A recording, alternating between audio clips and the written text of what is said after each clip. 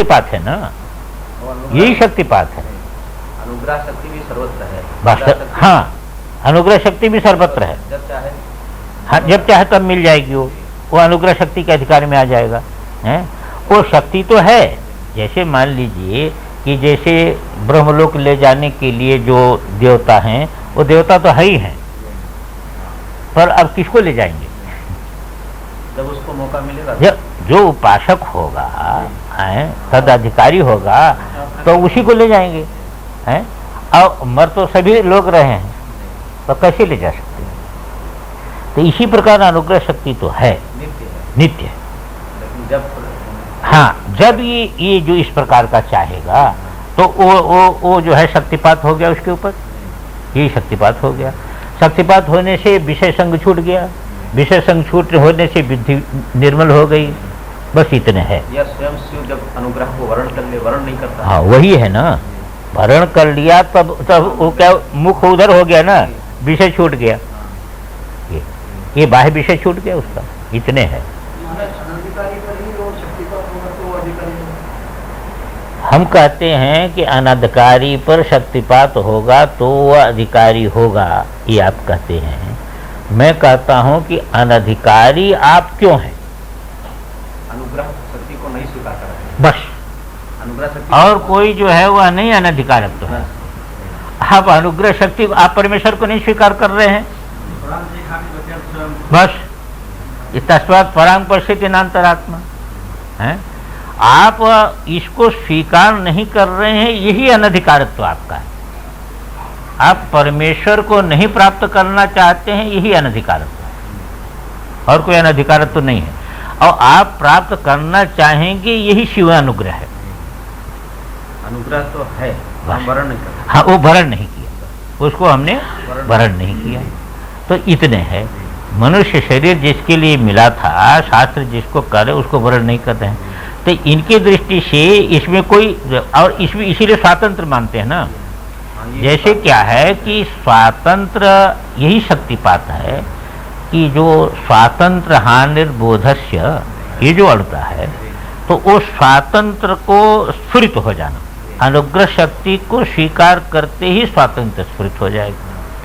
जैसे गोस्वामी जी ने कहा, जैसे जो है कीर है, तो कीर है तो ऐसे चरखे पर बैठ गया, तो चरखा घूम गया, तो उसका मुख ऊपर हो गया, तो उसको पकड़े है कि गिर न जाए। ध्यान में आए कि नहीं? तो जिस समय पकड़ करके वो चिल्ला रहा है, उस समय भी उसमें उड़ने की शक्ति है कि नहीं? उड़ने की शक्ति है। वो उड़ने की शक्ति है, पर उस उड़ने की शक्ति होने पर भी वह उसको पकड़ करके क्यों पकड़ के बैठा है कि हम गिर जाएंगे, हैं? हम गिर जाएंगे। ध्यान में आए कि नहीं? अब वो जिसको पकड़ा है वही बंधन है।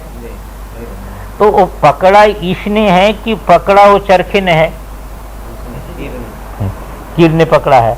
तो ये पकड़ा है इसने, तो छोड़ेगा कौन?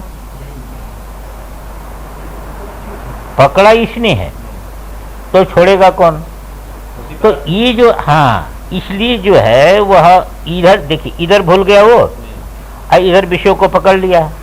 अब विषय संग को पकड़ा है, अब अनुग्रह शक्ति में नहीं जा रहा। अनुग्रह शक्ति को स्वीकार करते ही झट क्या हो जाएगा कि उसका मुख परमेश्वर की तरफ हो गया। हमने तिरोधान को पकड़ा है, वह अब तिरोधान में, हम तिरोधान के अंतर्गत चल रहे हैं। अब तिरोधान को पकड़ लिया है क्योंकि खेलने की इच्छा है। अब खेल तो तिरोधान के बिना होगा नहीं, तो हम जब तक खेलने की इच्छा है तब तक तिरोधान को पकड़े हैं। जब तक तिरोधान को पकड़े हैं तब तक वो शिव अनुग्रह को भी हम उसी में तिरोधान अनुग्रह में जोड़ रहे हैं। तो ब्रह्मनिष्ठ गुरु के पास जाएंगे नहीं? वो नहीं जाएंगे क्या? और जाएंगे भी तो वही मांगेंगे ना भाई। गुरु के पास, ब्रह्मनिष्ठ गुरु के पास रह करके सभी क्या जो है गुरु की चीज लेते हैं? हाँ, वो गुरु की चीज कहाँ लेते हैं? अब कोई उनसे लड़का मांगेगा, कोई विवाह मांगेगा, कोई धन मांगेगा, कोई समस्या मांगेगा, मुकदमा मांगेगा। गुरु के पास जो चीज है वो कौन ले रहा है? उसको लेने वाले कौन है? बस तिरोधान को पकड़े, वो पकड़े है। ऐसे परमेश्वर की अनुग्रह शक्ति तो है ही है। है, उनके ऊपर ऐसे शक्तिपात वो वही शक्तिपात है। यही शक्तिपात, जैसे कुछ चीजें ऐसी होती हैं कि शक्तिपात तो नित्य है, पर शक्तिपात का प्राकट्य यही है। वहाँ उसकी ये भी स्वातंत्र है कि वो तिरोधान को पकड़े। भी स्वातंत्र तो है, स्वातंत्र से ही पकड़ा है भाई। जब चाहेगा तो वो पकड़ लेगा। हम कहते हैं कि कीर जो पकड़ा है वो स्वतंत्र है, क्योंकि चरखा उसको नहीं पकड़ा है, पराधीन नहीं है। गोस्वामी जी बड़े आगमविद हैं, इसीलिए कहते हैं कि बध्यौ। ये नहीं कहा कि माया, देखो, सो माया बस भयो गोसाई, देखिए यही आगम सिद्धांत। सो गोसाई, ये गोस्वामी है, ये है स्वामी, इस चक्र का स्वामी है, चक्र का स्वामी है, माया का स्वामी है, ध्यान में आए ना। पर माया बस भयो, माया के बस हो गया, स्वेच्छया माया बस भयो। अब उसको खेलने की इच्छा हो गई तो स्वेच्छा माया बस भयो, तिरोधान शक्ति के बस में आ गया। तो तिरोधान शक्ति ने इसको बस में नहीं किया है, मायाधीशों की माया। हाँ, ये मायाधीश उस समय भी है, पर माया बस भयो। ये नहीं कहा कि माया ने इसको बाधा, और फिर कहा बध्यौ, यहां भी कहा बध्यौ, जगत ने इसको बाधा नहीं है। कैसे बध्यौ? तो कीर मरकट की नहीं, कीर जैसे जो है बिना बधे बधा है, चरखा उसको नहीं पकड़े है, वो पकड़े, उसको उड़ने की शक्ति है, वो छोड़ने से गिरेगा नहीं, ये छोड़ने से गिरेगा नहीं। पर आप विचार करके देखना चाहिए कि हमारी स्थिति क्या है। आज तो हम सोचते हैं कि पैसा छोड़ दें, आश्रम छोड़ दें, कुटिया छोड़ दें तो खाएंगे क्या। अरे घर से जिस दिन निकले थे तो उसके बाद कौन खिलाया आज तक, हैं?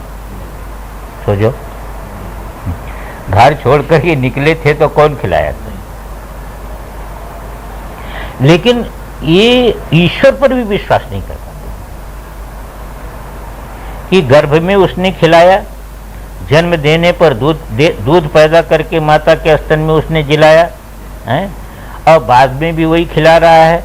घर थे तो सोचते थे कि घर का खा रहे हैं, अब घर छोड़ दिए तो फिर आज तक भूखा तो रखा नहीं, तो खिलाया वो खिला रहा है। ये देखो विश्वास नहीं, ये अनुग्रह के बिना ही विश्वास नहीं।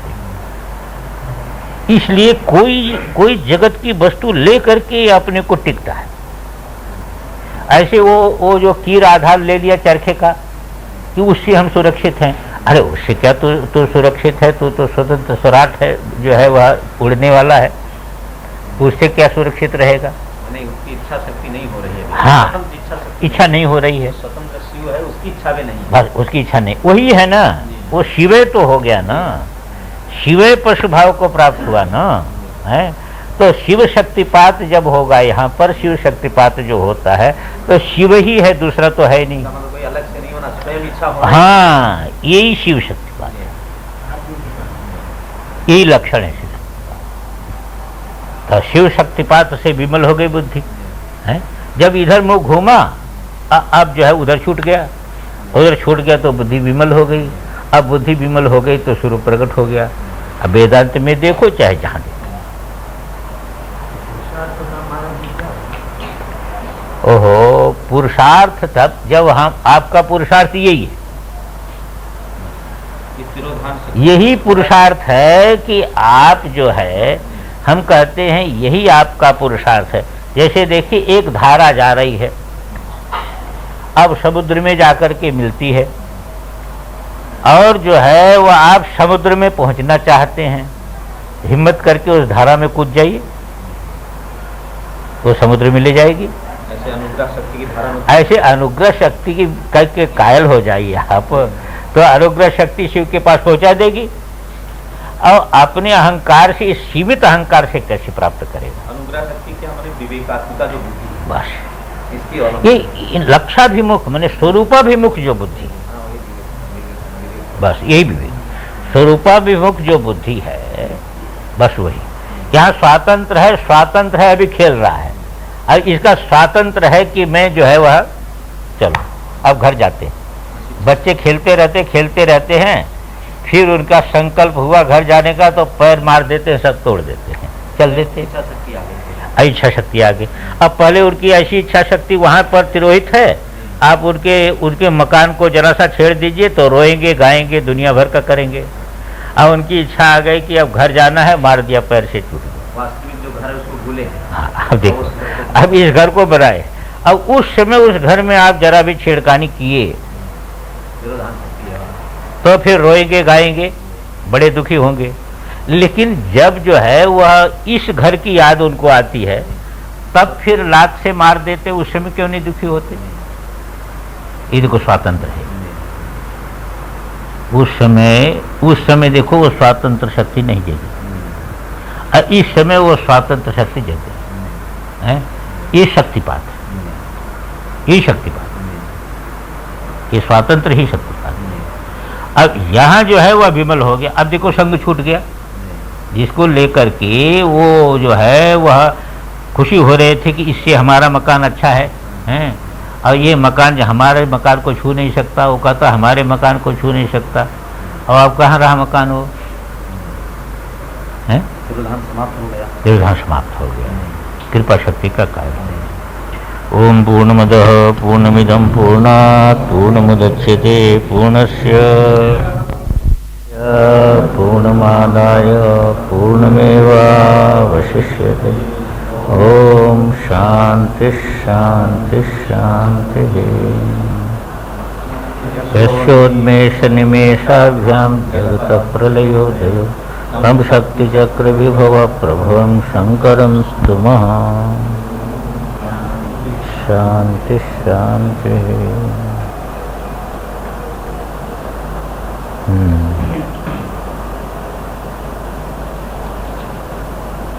तो हो गया था 9 कि आदर्शे मल रहिते यद्वत वदनम विभाति तद्वदयम शिव शक्तिपात विमले धी तत्ते भाति भारूप।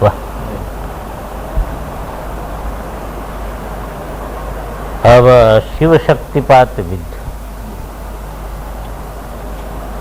तो शक्तिपात यही है और तो कोई शक्तिपात है नहीं। शक्तिपात के विषय में तो कल चर्चा हो ही गई थी।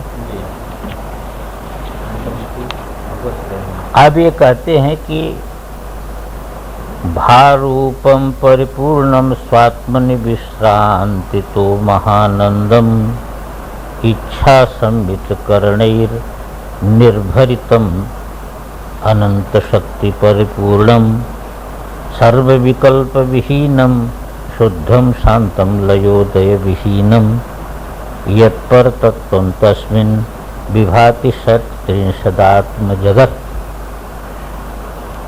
ये 36 तत्वों में विभक्त जो जगत है, ये 36 तत्वों में विभक्त जगत दिखाई दे रहा है,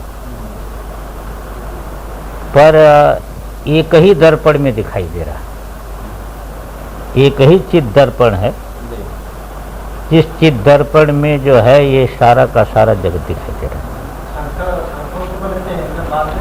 है। सांख्य के बाद 11 तक, सांख्य के जो है वह 25 है और 11 और है। तो ये जो सारा का सारा विश्व, ठीक यही बात है कि जैसे कहा कि विश्वम दर्पण दृश्यमान नगरी तुल्य, दर्पण में दृश्यमान नगरी के तुल्य है ये विश्व। ये एक किस दर्पण में, पर तत्व जो दर्पण है उसी में सद त्रिंशदात्म जगत, जगत ये 36 स्वरूप वाला है, 36 तत्व है। तत्व के विषय में ऐसा समझना चाहिए कि तत्व क्या है कि ये लय स्थायी जो है ना, उसी का नाम तत्व है, जिसमें तनु आदि का विस्तार होता है, इसलिए इसको तत्व कहते हैं। अप्रलय स्थायी, हाँ, प्रलय स्थायी जो है उसी का नाम तत्व है। नहीं तो तत्व बहुत हो जाए, पर जो प्रलय पर्यंत रहता है उसी की तत्व संज्ञा होगी। महाप्रलय पर्यंत, महाप्रलय पर्यंत जो रहेगा उसी की तत्व संज्ञा होगी।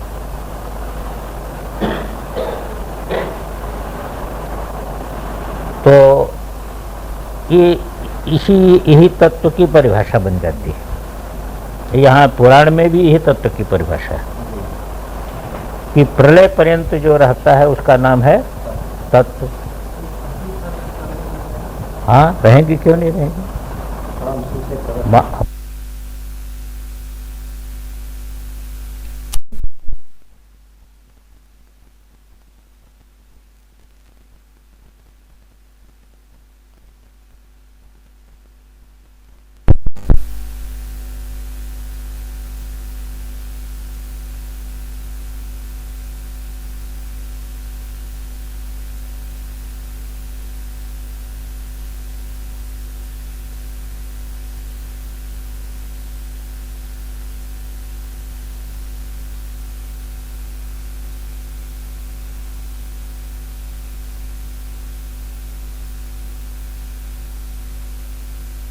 होती है।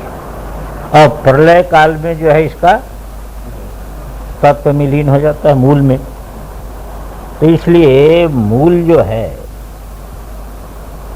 ये क्या है कि जिसमें ये सभी तत्व दर्पण में प्रतिबिंब के समान मालूम होते हैं। कहते उसका स्वरूप क्या है। उसका स्वरूप यही है कि भारूपम। पहला उसका स्वरूप क्या है, भारूप है। इसी को मानते हैं ना कि निर्मले मुकुरे यदवत भांति भूमि जलादय अमिश्रास तद्वदे कस्मिन चिन्नाथे विश्ववृत्तय। एक जो है निर्मल एक दर्पण है और उसमें देखिए पृथ्वी अलग मालूम होती है, जल अलग मालूम होता है। अब देखिए उसमें नदी बहती हुई मालूम होती है, किनारे का भाग पृथ्वी मालूम होता है। ये अलग अलग मालूम होता है, पृथ्वी अलग मालूम होती है, जल अलग मालूम होता है, अग्नि अलग मालूम होती है। वहाँ पर आधी चल रही है वो अलग मालूम हो रही है। तो जैसे अलग अलग करके प्रतीत होते हैं पर एक ही है, एक रूप है, एक दर्पण से अतिरिक्त है नहीं, दर्पण से अतिरिक्त नहीं है और अलग अलग करके मालूम हो रहे हैं। दोनों एक साथ हो रहा है, दोनों एक साथ हो रहा है। यानी पृथक प्रतीति से दर्पण रूपता में कोई बाधा नहीं है। अब इसमें हेतु क्या है कि दर्पण की स्वच्छता ही हेतु है। ऐसे वो चैतन्य शक्ति हेतु है अनंत रूप में प्रतिभाषित होने में। लेकिन भिन्न भिन्न करके जो प्रतीति हो रही है और उनका जो एक रूपता है, ये दोनों साथ साथ है और उसमें किसी प्रकार की बाधा नहीं हो रही। हाँ, पहले इस दर्पण को आप ले लीजिए। हम कहते कोई दर्पण ले लीजिए आप, दर्पण में जो है जो प्रतिफलित हो रहा है तो वो अलग अलग मालूम हो रहा है। नहीं, वहाँ दर्पण में भी अलग अलग मालूम हो रहा है। 10 लोग हैं तो सबका मुख अलग अलग मालूम हो रहा है, पृथ्वी अलग मालूम हो रही, जल अलग मालूम हो रहा है। तो जैसे दर्पण में ये प्रतीत होता है, ऐसे जो है इधर देखिए अलग अलग भी प्रतीत होते हैं और इधर जो है वह दर्पण रूप भी है। ऐसा नहीं कि दर्पण रूप होने के कारण सब घुल मिल जाए, उसमें घुलते मिलते नहीं है, नहीं तो चैतन्य रूप होने के कारण सब जो है एक ही चैतन्य है तो घुल मिल जाना चाहिए, तो घुलते मिलते नहीं है, बिल्कुल पृथक पृथक प्रतीत होते हैं। तो पृथक पृथक जो प्रतीति है, ये प्रतीति एक रूपता में कोई बाधक नहीं। तो वो कैसा है कि भारूपम है, वो भारूप है, भार। तो भारूप यही विशेषता उसकी हो गई। और कैसा है कि परिपूर्णम है, यानी भारूप जो है ना ये तत्वातीत है, क्योंकि शिव से लेकर के पृथ्वी पर्यंत तो तत्व है, और जो सत्ता है वो, हाँ वो सत्ता जो है ना वो तत्वातीत है। हाँ 36 तत्व का आधारभूत है, अलग तो उसको इसकी दृष्टि से हम कर सकते हैं, बाकी वही है, अब अलग क्या कहें। हाँ जैसे तुरीय शब्द का हम प्रयोग करते हैं 3 की दृष्टि से, पर तुरीय ही तो 3 रूप में भाषित हो रहा है ना, ये 3 रूप कहाँ से हैं? तुरीय ही ये 3 रूपों में जागृत स्वप्न सुषुप्ति रूप में भाषित हो रहा है, तो तीनों में अनुगत तुरीय है। तो इसी प्रकार ये 36 तत्व जिस चित दर्पण में भाषित हो रहे हैं वो चित दर्पण तत्व रूप नहीं है, वह चित दर्पण तत्व रूप नहीं है। इसी में इसीलिए कहते हैं ना, कस्मिंश्चिदद्भुत विकास मरीचि भूमो विश्वम जुहोमि वसुधादि शिवावसानम। पृथ्वी से लेकर के शिव पर्यंत जो ये तत्व हैं उनका मैं उस संबित में हवन करता हूँ। हवन करना माने उसको जो है वह तद्रूप करके जो है वह प्रेरित स्वीकार। ये जो परम शिव में आहुति बताया, यही कहा कि यही यज्ञ मैं करता हूँ, यही मेरा यज्ञ है ना। ये जो यज्ञ है कि विश्वम जुहोमि वसुधादि शिवावसान, तो ये यहाँ पर ध्यान देना है कि भारूप वही है, वो तत्वातीत है एक चीज, और महाप्रकाश है। महाप्रकाश है मानी वही वस्तुतः जो है यस्य भाषा सर्वमिदं विभाति, तो महाप्रकाश रूप है।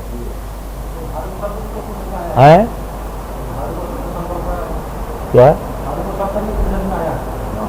हाँ भारूप आया, भारूप आया है, तो भारूप है, और जो है वह वही भारूप माने तत्वातीत महाप्रकाश स्वरूप, और परिपूर्ण है। परिपूर्ण क्यों कहा? कि जो है वह ये परिपूर्ण इसलिए कह दिया कि देखिए जो परिपूर्ण होता है उसमें 2 चीज होती है। परिपूर्ण में आकांक्षा नहीं है, जो अपूर्ण होगा उसमें आकांक्षा होगी। परिपूर्ण है तो निराकांक्षा है, और वह जो है वह स्वातंत्र है। उसमें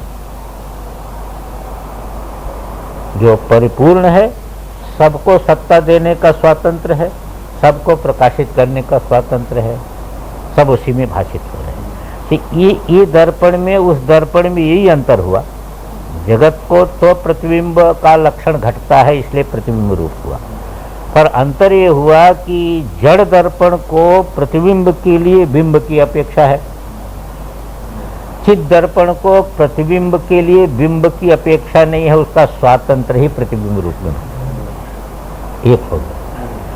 ये जड़ दर्पण न अपने को जानता है और न चित्रों को जानता है, अपने प्रतिबिंबों को भी नहीं जानता है। चित दर्पण स्व को भी जानता है और इनको भी प्रकाश करता है, और इनका जो है पृथक पृथक करके प्रकाश भी करता है, पृथक पृथक करके प्रकाश भी करता है।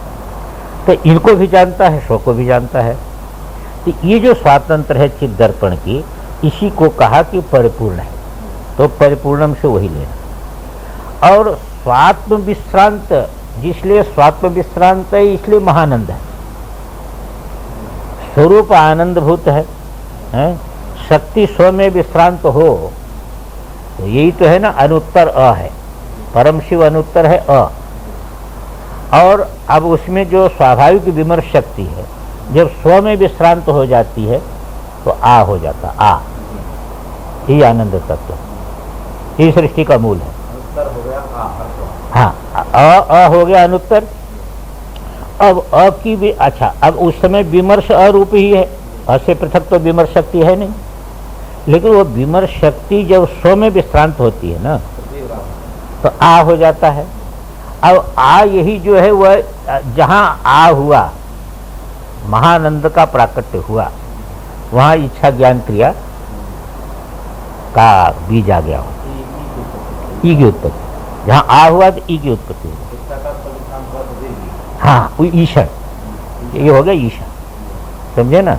वो हो गया उन्मेष, यही क्रिया शक्ति का मूल है, उन्मेष हो गया।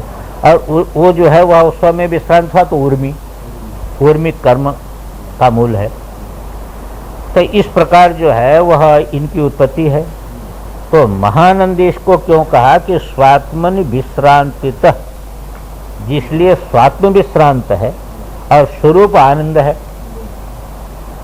तो आनंद स्वरूप में विश्रांत होने के कारण स्व विश्रांत है ना, वहां तो स्व विश्रांत ही है ना, इसलिए महानंदम है कि जो आनंद सिंध सुख राशि सीकर ते त्रैलोक्य सुपासी। उपनिषद में भी आया कि जिसकी एक मात्रा को लेकर के, और एक मात्रा को लेकर के ब्रह्मलोक से लेकर के यहाँ तक का जो उत्तरोत्तर उत्कर्ष को प्राप्त हुआ आनंद जो है वह जिसकी एक मात्रा है, ऐसे महानंदम है।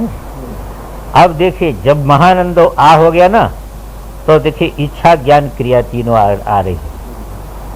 इच्छा संबित करणई, समझे आपने, इच्छा हो गई पहले, तदैक्षता बहुत श्याम प्रजाई। अब ज्ञान शक्ति क्रिया शक्ति तुरंत आ गई, जहां ई आया ऊ आ गया है, उन्मेष हो गया। और उन्मेष जहां आया वहां पर जो है वह फिर जो है वह क्रिया शक्ति आ गई उर्मी। तो इसलिए कहा इच्छा सम्मित माने ज्ञान, करण माने क्रिया, इनसे परिपूर्ण है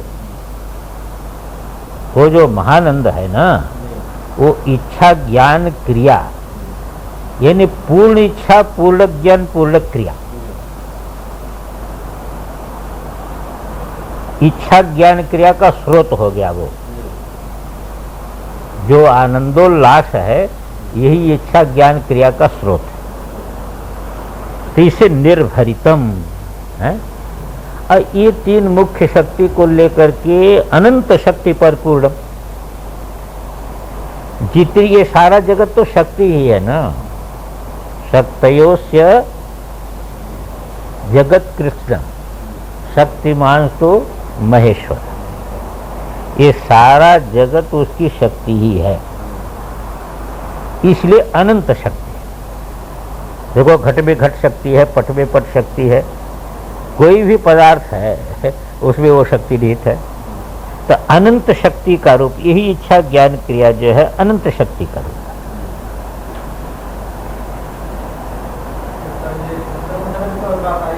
हाँ आए, वही तो श्वेता सूत्र में आया ही है।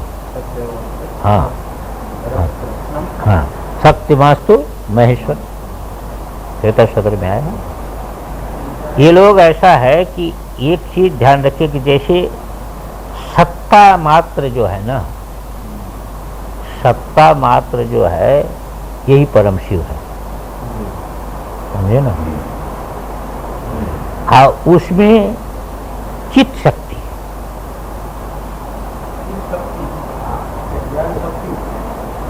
चित्त शक्ति,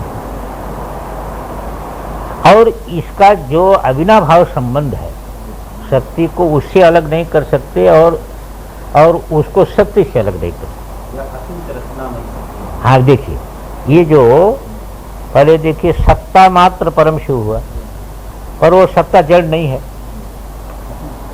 हाँ वो चित्त शक्ति है देखिए, और चित्त शक्ति और सत्ता को जो आप एक दूसरे से पृथक नहीं कर सकते, इसी को कहते अविनाभाव भाव संबंध।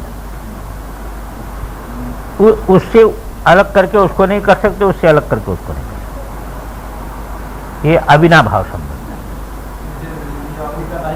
हाँ जैसे दाहिका शक्ति को अग्नि से पृथक नहीं कर सकते हैं और दाहिका शक्ति से पृथक अग्नि को नहीं समझ सकते हैं, समझेंगे कैसे?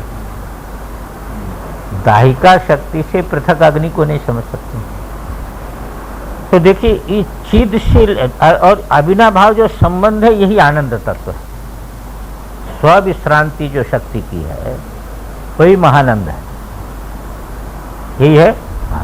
और फिर उसमें अंकुरित क्या हुआ? इच्छा ज्ञान क्रिया।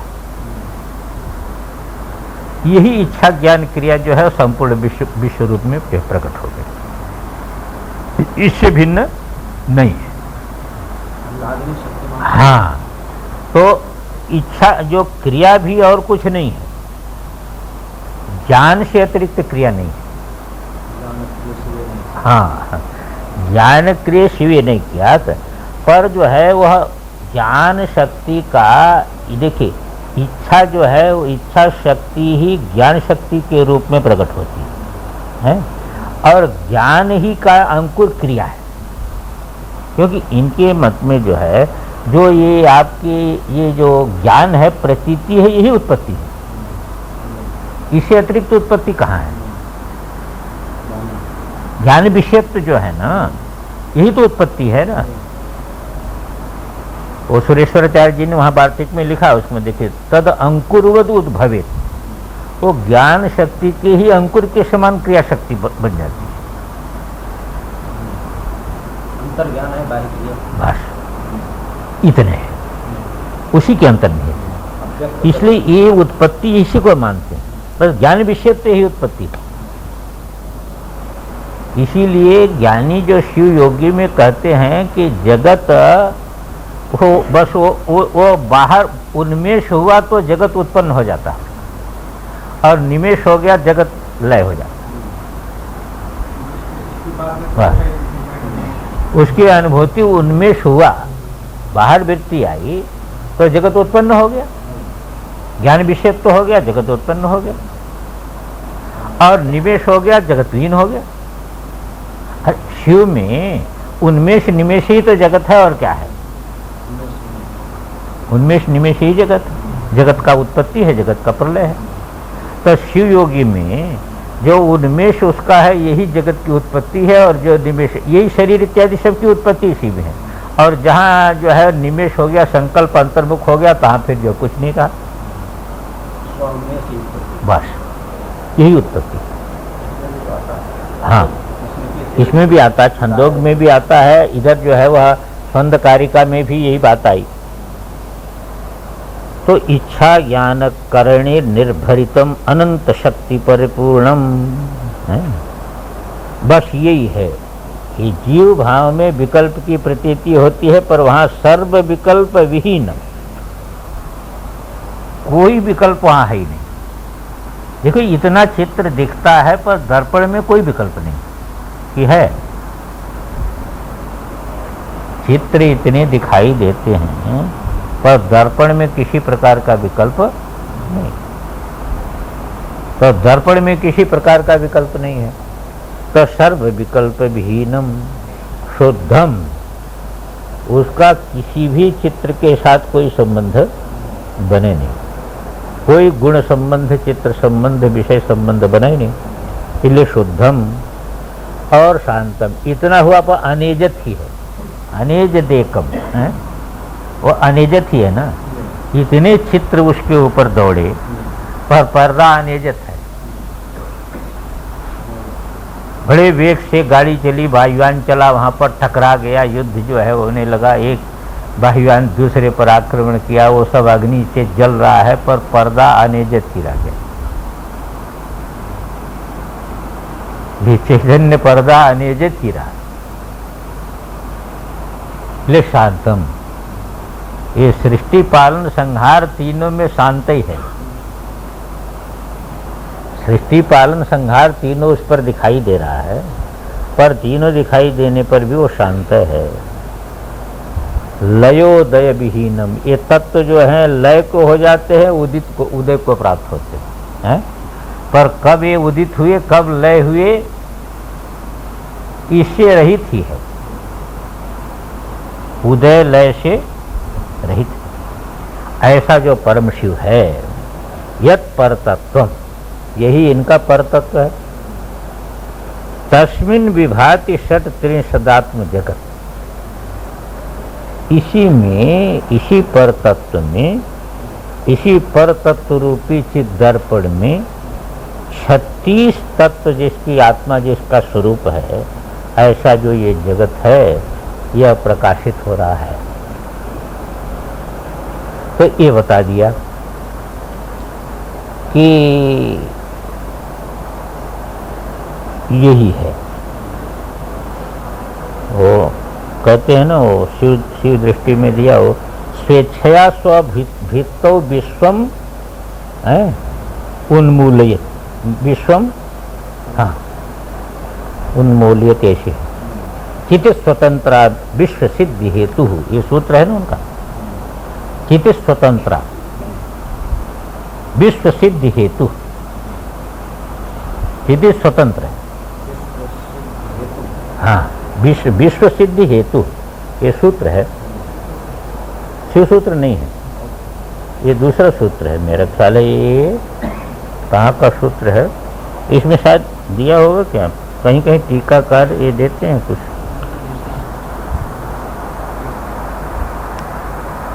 कहीं दिया होगा। हाथ हित स्वतंत्र, खैर कहीं होगा, कई देते हैं। तो ये क्षिति जो है स्वतंत्र है, ये भी सूत्र है, हाँ, इन्हीं का किसी का सूत्र है, शायद ईश्वर प्रतिभिज्ञा में है या कहाँ पर है। ईश्वर प्रतिभिज्ञा हृदय का प्रथम सूत्र यही है। शिव सूत्र का तो प्रथम सूत्र है चैतन्यम आत्मा, और इसका प्रथम सूत्र है प्रतिभिज्ञा हृदय का कि चित्त स्वतंत्रा, समझे ना, चिति जो है ये स्वतंत्र है और यही विश्व सिद्ध हेतु है। तो इस प्रकार यत पर तत्व तस्मिन विभाति षड त्रिशदात्म जगत। अब आगे दे, दर्पण बिंबे यदवत नगर ग्रामादि चित्रम विभागी भाति विभागी नैव च परस्परम दर्पणादपि च विमलतम परम भैरव बोधात् तद्वत् विभाग शून्यमपि अन्योन्यम च ततोपि न विभक्तम आभाति जगत एतत्। कहते दर्पण बिंबे यदवत, दर्पण जो है ना, दर्पण बिंबे इसलिए दे दिया है कि ये दर्पण जो है, दर्पण बिंब में, तो दर्पण बिंब माने दर्पण बिंब दर्पण ही है, इसमें तो कोई नहीं, पर जैसे बिंब जो है वह स्वच्छ है, इसी प्रकार दर्पण स्वच्छ है। हाँ, दर्पण बिंबे है, दर्पण बिंब है, और उसी में क्या मालूम हो रहा है, नगर ग्रामादि चित्र। लेकिन ये नगर ग्रामादि चित्र कैसा है, अविभागी, दर्पण से किसी प्रकार का भिन्न नहीं है। दर्पण में दिखने वाला नगर दर्पण से भिन्न नहीं, किसी भी प्रकार आप देखेंगे तो दर्पण से भिन्न नहीं मिलेगा। एक विशेषता दर्पण की यह है कि वह दर्पण से भिन्न नहीं है, पर दिखता दर्पण में है। दर्पण से भिन्न नहीं है, पर दर्पण में दिखता है। अब ये विचार करके देखिए कि दर्पण, सबका स्वरूप दर्पण हो गया, तो हम सबका स्वरूप क्या हुआ, वो चित दर्पण, ये हुआ कि नहीं। पर यदि वो विस्मृत हो जाए, और विस्मृत होकर के एक उपाधि वाला जो है, एक उपाधि अवच्छिन्न दर्पण, उसमें आपकी अहंता टिक जाए, जैसे इस समय टिकी हुई है। ये शरीर जो है, शरीर उपाधि अवच्छिन्न में चित, तब क्या होगा कि ये सब बाहर हो जाएगा। बाहर हो जाएगा कि नहीं? और ये बाहर होने में कोई जो है वह किसी प्रकार का जो है दोष नहीं बनता है, तो बाहर हो ही जाएगा। स्वप्न में जब एक शरीर के साथ आप तादात्म्य करेंगे तो स्वप्न का सारा जगत जो आपके अंदर है वो बाहर हो जाएगा, बाहर प्रतीत हो। बस यही एक चीज है। अब ये कला नहीं उत्पन्न हो पा रही है, चित्त के दोष से ये कला नहीं उत्पन्न हो पा रही है कि ये अहंता जो है वह स्वरूप में लीन रहे। इंद्रिय इत्यादि शक्ति से ये सारा भेद प्रतीत होने पर भी ये अहंता स्वरूप में लीन रहे, तो फिर सब बाहर दिखते समय भी अंदर दिखाई देगा। इंद्रिय शक्ति से बाहर दिखने पर भी ज्ञान शक्ति से अंदर दिखाई देगा।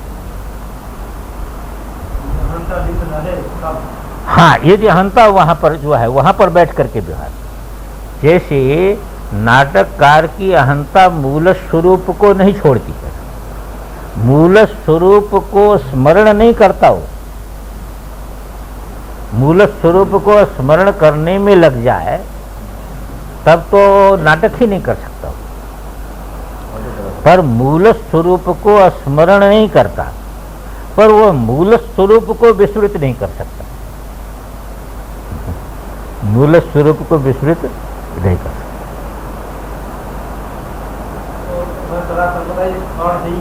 हाँ, इसलिए मूल स्वरूप को विस्मृत नहीं हो पाता, वो भूल नहीं सकता, भूलना चाहे तो भी भूल नहीं सकता।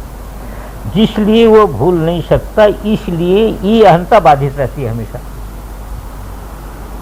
इतना सजग तो रहता ही अहंता में, नाटककार कभी उसमें सजग नहीं होता था, सजग रहता है इसमें। पर सत्य का साक्षात्कार उसको जो है वो सत्य है, वो सत्य होने से ये बाधित रहता है। तो जितना मैं का व्यवहार करेगा सब बाधित रहेगा, जितना मेरा का व्यवहार करेगा सब बाधित रहेगा। मैं राजा हूं कहेगा पर बाधित रहेगा उसका, ये मेरा परिवार है पर बाधित रहेगा। तो जितना मैं मेरा का व्यवहार है ये बाधित रहे। दो मुख्य अहंता एक साथ नहीं हो सकती है, पर एक बाधित अहंता और एक मुख्य अहंता में कोई किसी प्रकार का बाधा नहीं पड़ती। हाँ, इसलिए परमार्थ सत्य व्यवहार का बाधक नहीं है, परमार्थ सत्य ही व्यवहार को आश्रय दे रहा है। वही अस्तित्व, तो वही जो अस्तित्व है वही प्रतिभास के साथ मिलकर के व्यवहारिक बन रहा है। तो विषय अलग है, हाँ, और ज्ञान का बिल्कुल अलग है। पर मेरा कहने का तात्पर्य है कि ये बाधित रहेगा, ये बाधित रहेगा। ये बाधित नहीं रहता, इसलिए इसमें सत्यत्व आ जाता है। इसमें सत्यत्व आते ही वास्तविक सुख दुख शुरू हो जाता है। तो वास्तविक सुख दुख का हेतु क्या है? यही। तो यहाँ पर ये कहते हैं कि दर्पण बिंबी यदवत नगर ग्रामादि चित्रम अविभागी, लेकिन भाति विभाग ये नहीं हो है, तो अविभागी, दर्पण से अतिरिक्त तो नहीं है, पर विभागे नहीं वो भाति, विभाग पूर्वक सब दिखाई दे रहा है।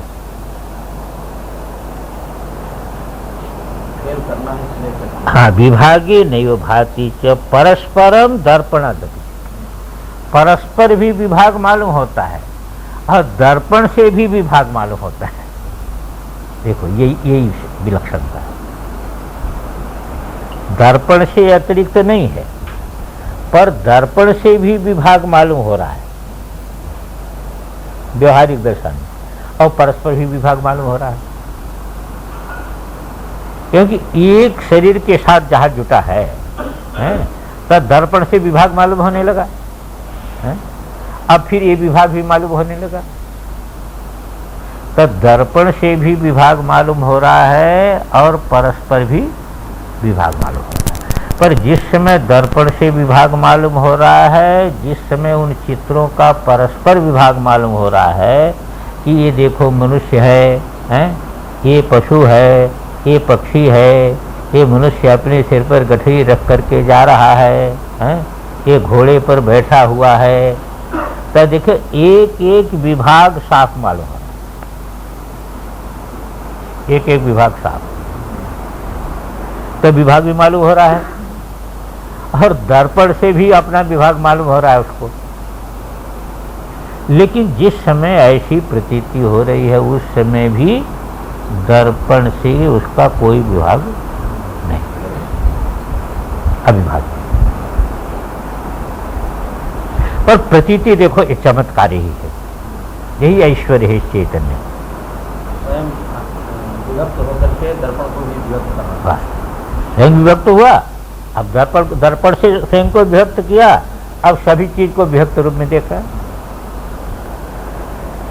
तो दर्पणादपि च विमलतम परम भैरव बोधात,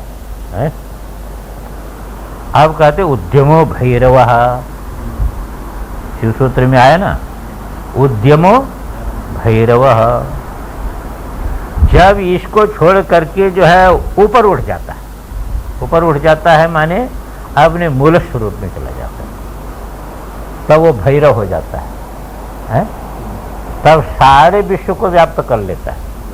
इस शरीर से आप उद्यम करके देखिए, इस शरीर से, स्थूल शरीर, सूक्ष्म शरीर से आप उठ जाइए, पृथक कर दीजिए, तो अब व्यापकता आपकी फैल गई, अब व्यापक हो गए आप, अब व्यापक हो गए। तो जब व्यापक हो गए तो भैरव हो गए आप, अब क्या हो गए? चेतन तो आप है ही है, इस समय भी चेतन है और उस समय भी चेतन रहे, पर इस शरीर के साथ, इन दोनों शरीरों के साथ आपके अहंता का संबंध है, इसलिए परिच्छिन्न मालूम हो रहे थे। अब उद्यमो भैरव, सबके साथ अहम है। अब देखिए उद्यम जब आपका हो गया तब आप भैरव हो गए, आप व्यापक हो गए, तब सारा विश्व के आप वमन करने वाले हो गए हैं। वमनात् रमणात् चैव जो है, भरणात् रमणात् चैव वमनात् भैरवोचित। तब सृष्टि पालन संहार किसमें हुआ? आपका वैभव हो गया। लेकिन जब तक वह उद्यम नहीं करेगा ना, उद्यम जब तक इस सीमित अहंता को नहीं छोड़ता है, इसके साथ अपने संकल्प को लगा के रखता है, तब तक अपने भैरव भाव को वसित रहे। तो इसी को कह रहे हैं विमलतम परम भैरव बोधात। ये जो विमलतम बताया, जिसको अभी बताया कि जिसमें 36 तत्व भाषित हो रहे हैं, वो विमलतम जो परम भैरव है, वो परम भैरव स्वरूप का बोध होने से, तो भैरव स्वरूप आप इस समय भी हैं, है कि नहीं? भैरव स्वरूप इस समय भी हैं और सारा विश्व आप में ही प्रतिबिंबित हो रहा है, परंतु जो है वो उस भैरव स्वरूप का बोध नहीं।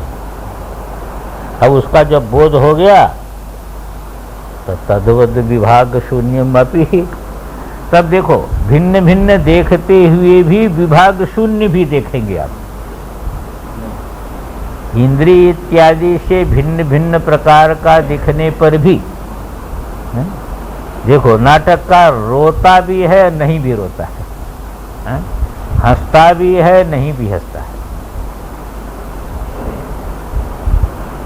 इसको भाष्यकार भगवान ने शत श्लोकी में वही स्वीकुर्वन् व्याघ्र वेशम स्वजठरभृतै भीषयन् यस्य मुग्धान् मत्वा व्याघ्रोहमित्थं सनर पशुमुखान् बाधते किं नु सत्त्वान् मत्वा स्त्रीवेशधारी स्त्रीहमित कुरुते किं नटो भर्तुरिच्छां तद्वद शारीर आत्मा पृथग् अनुभवतो देहता देह तो यश साक्षी, ये तो साक्षी है, ही साक्षी।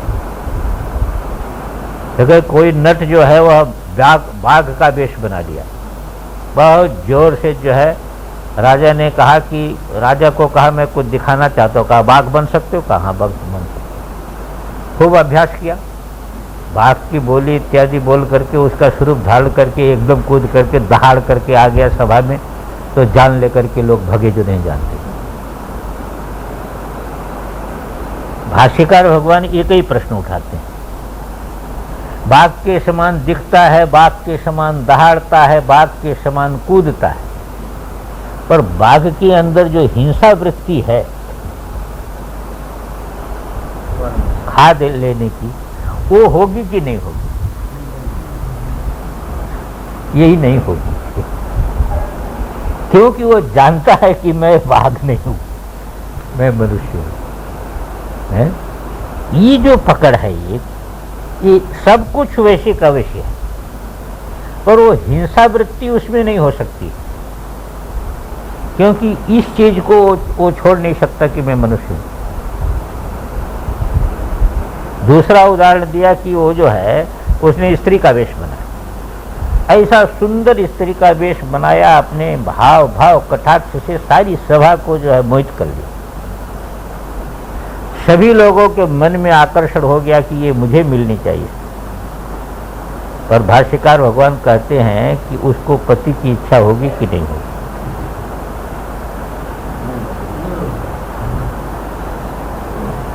नहीं।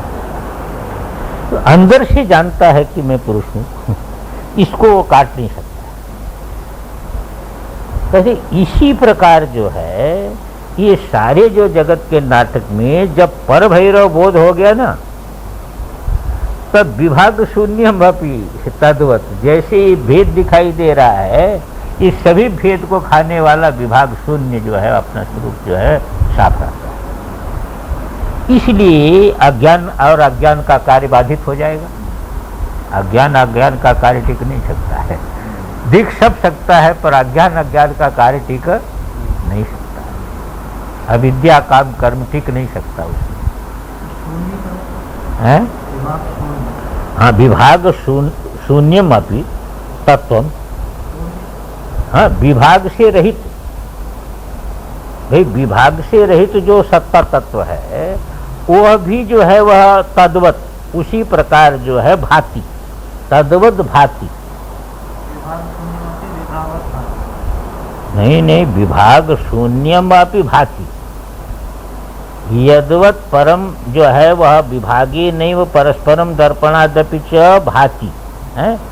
ये बोधात प्राक हो गया। अब बोध के बाद विभाग शून्यम अपि तद्वत भाति, अन्योन्यम च ततोपि च विभक्तम आभाति जगदेतत्।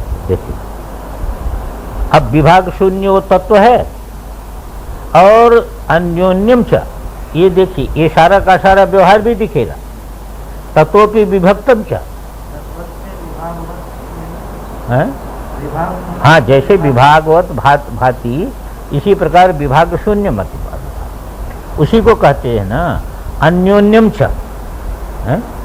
एक दूसरे जो है, एक दूसरे को जो है, जैसे विभाग शून्य होने पर भी एक दूसरा जो है वह दिखाई दे रहा है, उससे जो है भिन्न दिखाई दे रहा है, परस्पर भिन्न दिखाई दे रहा है, ये सारा का सारा विभाषित हो रहा है, और सारा का सारा भाषित होकर के विभाग शून्य बन गया। बस ये जो बोध के बाद यही होगा, मैंने वेदांत में भी बोध के बाद क्या होगा है? बोध के बाद अध्यास नहीं रहेगा, बस ही होगा। जगत कहीं नहीं चला जाएगा, शरीर कहीं नहीं चला जाएगी, आंख कहीं नहीं फूट जाएगी, श्रोत्र कहीं नहीं चला जाएगा, मन कहीं नहीं चला जाएगा, बुद्धि कहीं नहीं चला जाएगी, अध्यास नहीं रह सकता। इसलिए अध्यास का कार्य जो शोक मोह है वो नहीं हो सकता, ये अध्यास नहीं।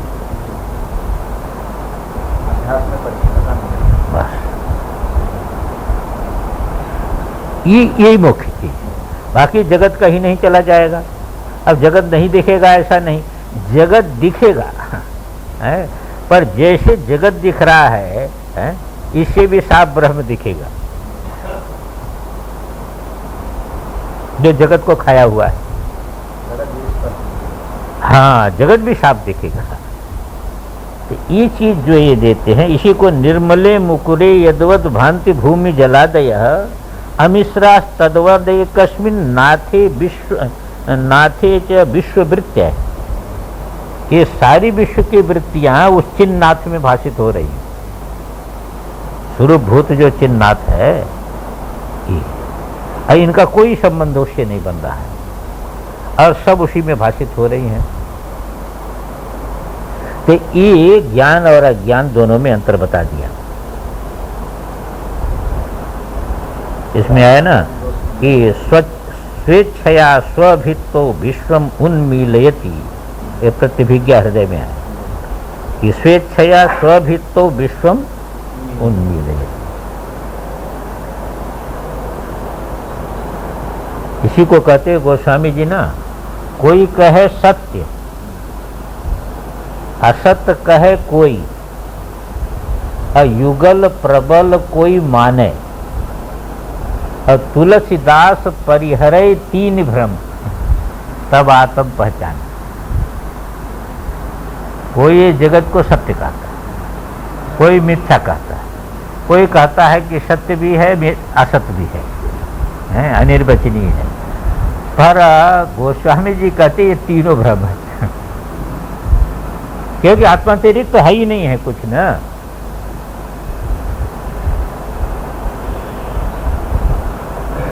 तुलसीदास परिहरे तीन भ्रम, ये समझाने की तीनों प्रक्रियाएं हैं, पर वस्तुतः ये तीनों बन नहीं सकते, तब आत्म पहचाने। गोस्वामी जी कहीं कहीं बहुत विलक्षण बात है। ये कहते सकल दृश्य निज उदर मेली, निद्रा तज सोवे जोगी, सोई हरिपद अनुभवे परम सुख, अतिशय द्वैत वियोगी, देश काल तह नाही, तुलसीदास यह दशाहीन संशय निर्मूल न जाहि। अब सकल दृश्य निज उदर मेल देखिए, ही जब चित्त दर्पण में बैठ के देखिए तो सकल दृश्य निज उदर मेल आपके अंदर आ गया कि नहीं। इसी को सुरेश्वराचार्य जी ने कहा कि भुक्तम यथान्नम कुक्षिस्तम स्वात्मत्वे नैव मन्यते, पूर्ण अहंता कवलितम विश्वम योगीश्वर तथा। जब आपकी अहंता व्यापक हो गई तो सारा विश्व आपके अंदर हो गया, कवलित हो गया। निद्रा तज, अज्ञान निद्रा को छोड़ करके सोए जोगी, स्वरूपे सेते, स्वरूप में सोता है, सोई हरिपद अनुभवे परम सुख, अतिशय द्वैत वियोग, किसी प्रकार का भेद का गंध भी आने हो,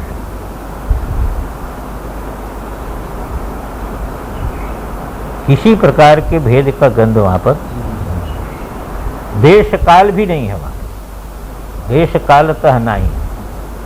और तुलसीदास यह दशाहीन संशय निर्मूल न जाए। ये दशा जब तक नहीं प्राप्त होती तब तक कुछ न कुछ संशय का स्थान तो बना ही है। चाहे कितनी भी ऊपर की दशा आ जाए, संशय का स्थान बना हुआ है। तो इसी को कहा कि देखिए कि इस प्रकार जो है, इस दर्पण में, चित्त दर्पण में जो है वह सारा का सारा विवर्त शब्द तंत्रालोक में इसी को कहा ना, चिदानंदेषणा ज्ञान क्रिया पंच महातनु, यही 5 शरीर हैं, मूल 5 शरीर। कौन?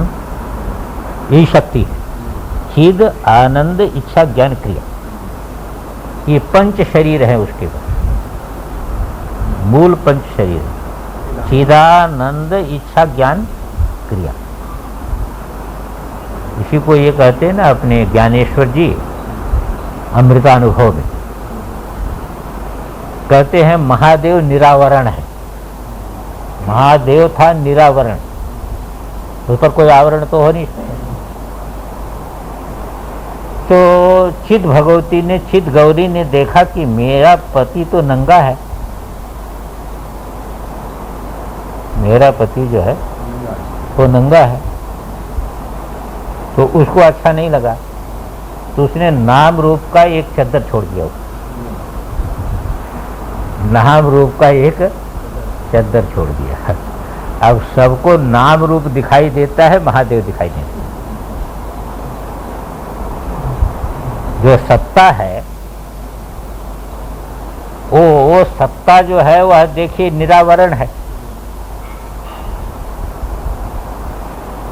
अब जो है चित शक्ति ने देखा कि हमारा पति तो निरावरण है, तो उसने नाम रूप का चद्दर छोड़ दिया। अब नाम रूप सबको दिखाई दे रहा है, पर इसी नाम रूप के अंदर बैठा हुआ जो बैठी हुई जो सत्ता है, वो सत्ता किसी को नहीं भाषित हो रही है। कहते कैसी भाषित हो? कहते वो अब जो है चित भगवती कृपा करे, नाम रूप का पर्दा खींच ले, तो जहाँ राम रूप दिखाई दे रहा है वहीं पर महादेव दिखाई।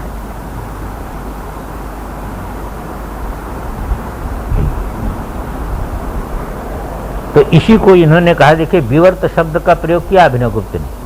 कहते चिदानंदेशना ज्ञान क्रिया पंच महातनु, ये 5 महातनु हैं, उसमें आपके होगा टिप्पणी में। विवर्तते महाशान, देखो ये 5 शरीर में विवर्तित हो रहा है, 5 शरीर में विवर्तित हो रहा। कौन सी विवर्तित? वही परम शिव। परम शिव 5 शरीरों में विवर्तित हो रहा है?